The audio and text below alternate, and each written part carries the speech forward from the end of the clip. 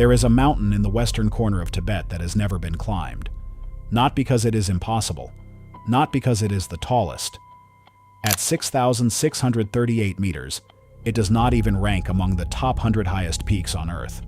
Everest has been summited by nearly 7,000 people. Trained mountaineers have conquered peaks far more technically demanding in conditions far more brutal. And yet Mount Kailash stands untouched, unclimbed. In 21 days, I was in Kailash, trekked. My muscle mass had gone down, my legs had become like this. Always I've been walking, trekking, playing games. I had some muscle, not like you, but I have some muscle to keep me going. But my muscle mass went down so much in these 8 weeks, I just shrank like that. With great difficulty, I trekked there. I could barely speak. And I sat there for 2 hours.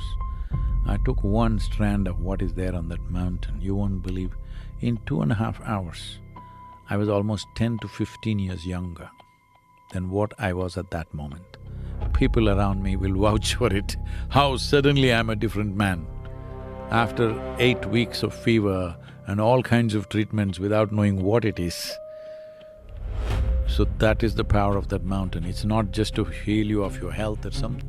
And according to those who have tried to reach its summit, deeply, deliberately unwilling to be conquered. A group of Siberian mountaineers attempted the ascent in the late 20th century.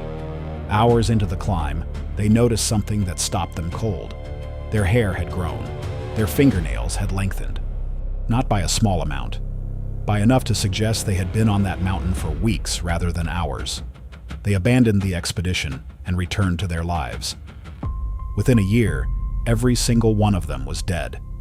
Young men, dead of old age. As though the mountain had taken something from them that no instrument could measure and no doctor could explain. That story is impossible to verify in a laboratory, but it is not the only one. Climbers across generations have reported disorientation near the summit approach. Sudden, unexplained storms materializing from clear skies. A persistent, rational sensation, not panic, not superstition. Simply the quiet, overwhelming certainty that they did not belong there and needed to leave immediately. Colonel Wilson, one of many who attempted the ascent, described discovering what appeared to be an easy path to the summit, only for heavy snowfall to begin without warning, making the ascent completely impossible. Russian climber Sergei Chistakov described a physical and psychological collapse so sudden and complete that the moment his team began descending, it vanished entirely. These are not legends passed down through campfires. These are accounts from experienced mountaineers and scientists, people trained to observe, record, and reason. And they came away from Kailash with the same conclusion.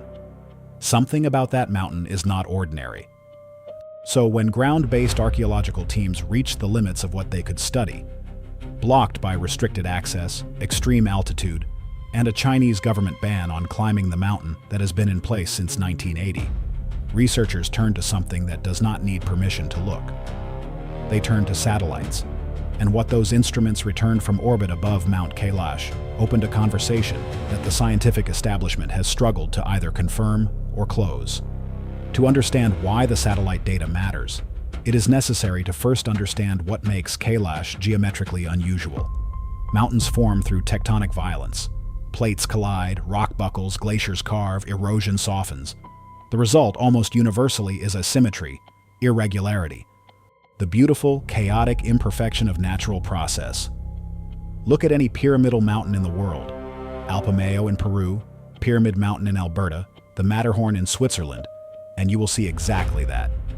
Near pyramidal shapes that, on close examination, reveal the rough edges and uneven faces of something formed rather than fashioned. Kailash is different. Its 4 faces align with near precision to the 4 cardinal directions: north, south, east, west. The symmetry, when measured with modern topographical instruments rather than estimated by eye, is tighter than what is typically produced by natural erosion, acting on even the most homogeneous rock body. Geologists who accept the natural formation explanation, and most mainstream geologists do, attribute this to glacial action during the Quaternary ice ages approximately 2.6 million years ago, when advancing and retreating glaciers cut back slopes and excavated valleys with an evenness that, in certain geological conditions, can produce near-symmetrical peaks. This is a legitimate, scientifically grounded explanation. It is also one that a minority of credentialed researchers find insufficient when they look at the specific measurements Kailash produces. The mountain is composed primarily of black metamorphic rock, schist and gneiss, while the surrounding peaks in the same Tibetan range are made of sedimentary rock. That geological distinction has no simple explanation. It is anomalous within its own regional context, and it matters because the properties of metamorphic rock, its density, its resistance to erosion, its response to temperature, are meaningfully different from the sedimentary formations surrounding it. Whether that difference is the cause of Kailash's unusual symmetry, a contributing factor, or entirely unrelated to it, is a question that has not been definitively answered. Then there is the hydrological fact that is confirmed by every geological survey of the region without dispute. 4 of Asia's most significant river systems originate in the highland plateau surrounding Kailash. The Indus flows north, the Sutlej flows west, the Brahmaputra flows east. The Karnali, a major tributary of the Ganges, flows south. 4 rivers radiating outward in 4 cardinal directions from a single geographic nexus. The probability of this occurring by chance in the proximity of a mountain that is itself geometrically oriented to the 4 cardinal directions is a question that has been raised by researchers across multiple disciplines and not fully resolved by any of them. The mountain's snow distribution adds another layer of documented strangeness. In the northern hemisphere, the south face of any mountain receives more direct sunlight than the north face. The logical consequence is that the south face has less persistent snow. On Kailash, the opposite is observed. The southern slope carries glaciers and snowfall year-round while the northern face remains comparatively clear.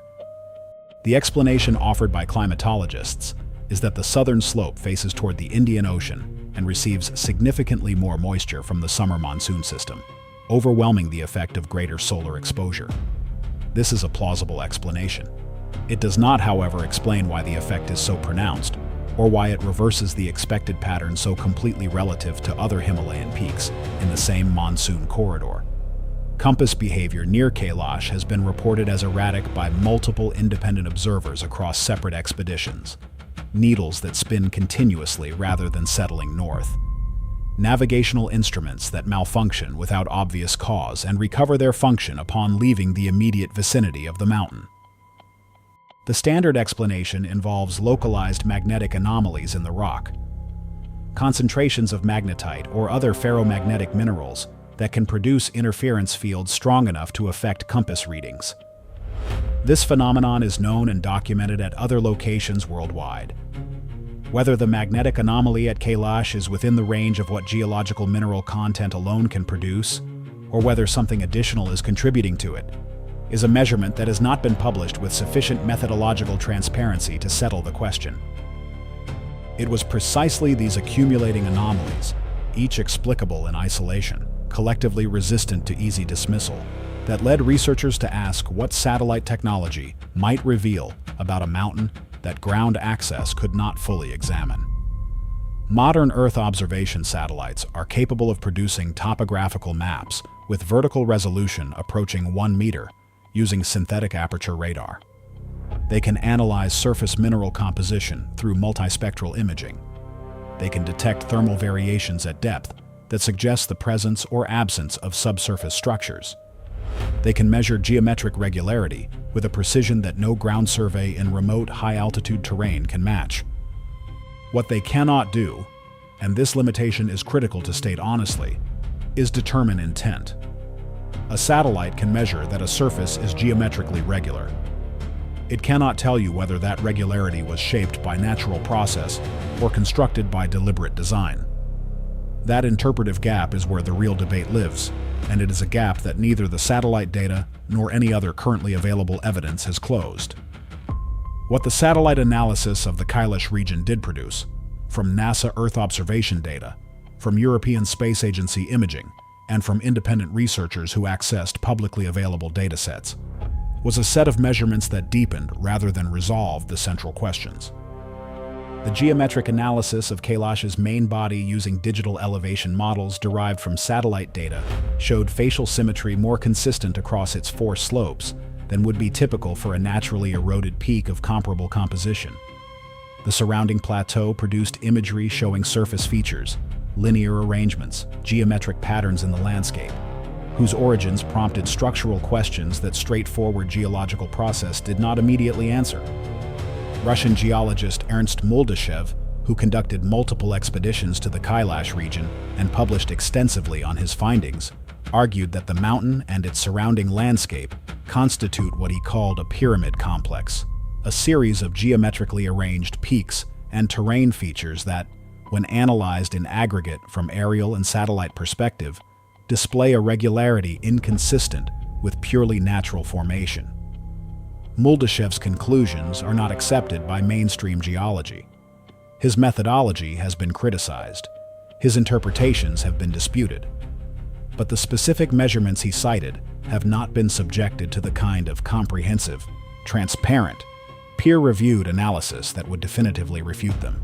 The answer to Muldashev is not, at this stage, a completed study that disproves his numbers. It is, largely, a categorical rejection of the question he was asking. That institutional response is itself worth examining. Within academic geology and archaeology, the professional consequences of engaging seriously with claims adjacent to alternative archaeology, ancient pyramids, advanced prehistoric civilizations, artificial landforms of continental scale, are significant and well understood. Careers have been damaged by association with ideas that subsequently proved unfounded. The skeptical reflex is not irrational. It is a mechanism that protects the integrity of the scientific record. But that same reflex can produce a blind spot when genuinely anomalous data surfaces in a politically restricted, spiritually sensitive region where comprehensive ground truthing is impossible. The honest scientific position on Kailash is not that the conventional explanation has been confirmed. It is that the conventional explanation has not been seriously challenged with the tools necessary to challenge it definitively, and that the access restrictions, the institutional hesitancy, and the political complexity of the Tibetan region have together prevented the study that would actually settle the question. Meanwhile, 4 of the world's oldest and most geographically dispersed religious traditions converge on this mountain with a specificity that has no parallel anywhere on Earth. Hindu scripture identifies Kailash as the throne of Shiva and the axis around which creation turns, Meru, the cosmic center, in texts whose composition predates most of recorded Western history. Tibetan Buddhism considers it the home of the Buddha Demchok, the embodiment of supreme bliss. Jainism traces the liberation of its founding Tirthankara to its slopes. The ancient Bon tradition of Tibet, which predates Buddhism in the region by centuries, considers it the soul of the world. These traditions did not develop in contact with each other. They were geographically separated, linguistically distinct, culturally independent, and they all pointed to the same mountain. Either they detected something, some quality of that place that human beings across cultures and centuries have been consistently capable of perceiving, or they converged on it through a chain of cultural transmission and borrowing whose history has not been reconstructed. Both explanations require their own kind of accounting. Neither is simple. The shadow of a swastika, the ancient auspicious symbol that long predates its 20th century appropriation, forms on Kailash's southern face when the setting sun strikes the vertical ice cracks and horizontal rock strata at a specific angle. It is auspicious in all 4 of the traditions that consider the mountain sacred. Whether this is coincidence, pareidolia, or something more deliberate is a question that resists easy resolution. The shape of the syllable Om, according to observers across multiple independent accounts, appears in the snow formation near the mountain's peak. The face of Shiva has been reported visible in the rock formations of the north face. These perceptions may be exactly what skeptics say they are, the inevitable result of human pattern recognition applied to complex natural surfaces by minds primed to find significance. Or they may be something that the language of pattern recognition does not fully capture. The honest position is uncertainty, not dismissal.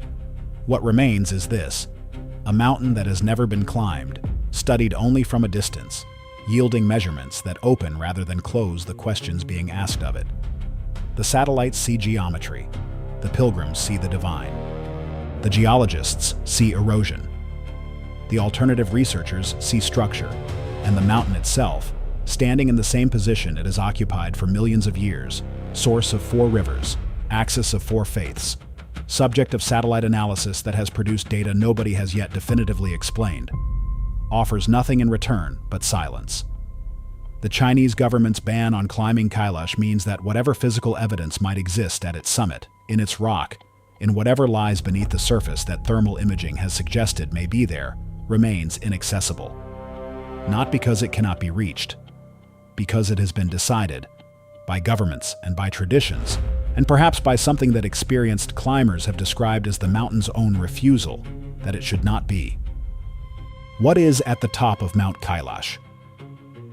The answer to that question is not currently available to science, to archaeology, or to any tradition of knowledge that requires direct physical confirmation. It may never be. And that unresolved gap between what the instruments can measure from orbit and what the mountain will allow to be known from the ground is where this story lives, and where it will continue to live until something changes. The question is whether that something ever will. That